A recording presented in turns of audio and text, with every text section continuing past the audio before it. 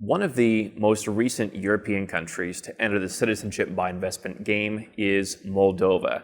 And in this video, I'm going to share with you how their program works, what are the pros, and what are the cons.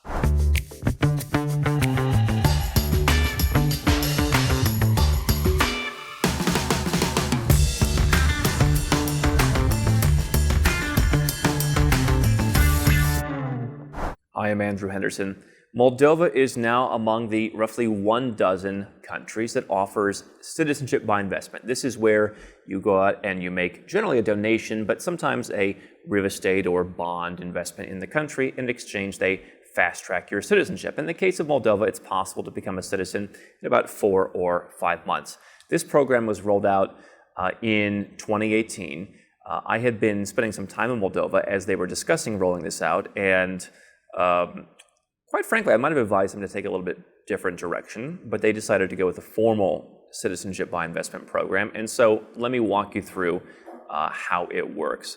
Basically, while there has been discussion of a real estate option, the typical approved real estate or government bonds, I have not seen that that's actually set up yet. So what is available is a donation option where you can donate 100,000 euros as a single applicant, all the way up to 145,000 euros as a family of 4.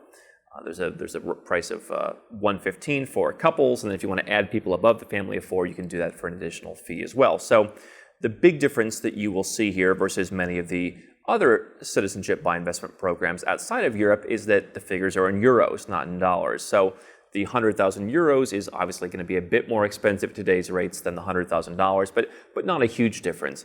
What makes it more expensive in Moldova is there is a rather hefty concessionaire fee, basically a fee paid to the service provider who set up the program. So kind of like in Antigua, you're going to pay a bit extra. What does that donation get you? Well, it gets you a Moldovan passport, kind of like the Montenegrin passport that we talked about in our Montenegro video. You get visa-free travel to Russia. You get travel to some countries that Western citizens don't get. And so you're getting this somewhat under the radar, potentially, passport. Not very under the radar, considering that they have a CBI website, but it's a bit more of a quote-unquote real country, perhaps you might say. A lot of people feel like Caribbean countries aren't real. I've pushed back on that in a video. But if you're looking for a country that is on a mainland somewhere, that is in Europe, then Moldova fits that bill. And I don't know that too many people, unlike Montenegro or Malta or Cyprus, would want to live in Moldova. I've been to Chisinau many times. Probably not a place that you're going to want to live. They do certainly have a very interesting wine culture there, although so does Georgia, which is probably a more appealing place to live. What's interesting about Moldova is taxes have recently been lowered. They have what I believe is basically a flat tax of 12% now. So if you did decide to live there, your tax burden would be relatively low. They do have a wealth tax, however, on certain types of property. It's somewhat limited in scope, but it scares me a little bit to see a country that has a wealth tax on real estate. So that's what is involved. What I haven't seen is information about the real estate program or the bond program, which is a higher 250,000 euro investment. Those investments would need to be held long term versus the donation, which, as with any citizenship by investment donation, is just gone. So Moldova pros. Again, it's a bit more of a real country. People talk about Moldova joining the European Union at some point in the future, and seeing that obviously it has very strong historical ties to Romania. That's possible, although I don't know that it's very likely. If your goal is playing the who joins the EU next game, certainly Moldova is much cheaper than Montenegro to play that guessing game. But I think that the benefits are a continental European location.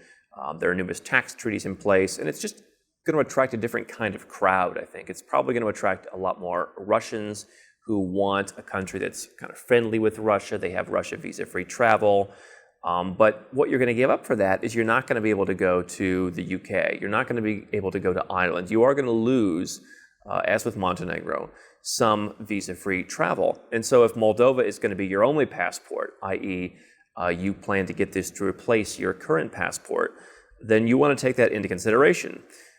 There are some soft considerations that people mention. I think they're often overblown in that when you're traveling around Europe, people know Moldova. It is one of the poorest countries. In fact, it took Ukraine's currency collapsing due to war to make Moldova actually only the second poorest country.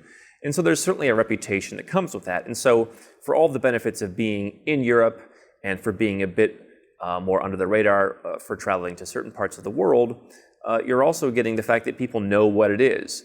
So when compared to a Caribbean citizenship by investment program, it's going to be a bit more expensive. It's going to have a bit more potential drama associated with it in some parts of the world, but that's a decision that you may need to make. Certainly visa-free travel to Russia is no longer a rare commodity in the citizenship by investment world. That's the biggest thing that I think Moldova offers, other than the ability to live there, to do business, and to be European. So it's definitely worth considering.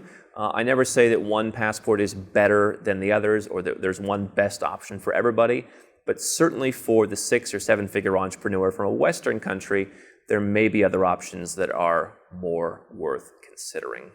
Hi, I'm Andrew Henderson from Nomad Capitalist. I wrote this book, which you can find on Amazon, to distill a lot of the stuff we talk about in these videos and a lot of the stuff I've learned over the last decade plus traveling all around the world, teaching you about how to legally reduce your taxes, build your personal freedom, and create wealth faster. Definitely get a copy of this book if you want to learn more. Now, if you want to watch more videos, make sure you subscribe to our channel and make sure you click the notifications bell so you never miss one of our new videos with more tips on how to go where you're treated best. And if you're already a 6 or 7 figure entrepreneur and you'd like to put these strategies in place for yourself, go to nomadcapitalist.com and learn about how I can help you.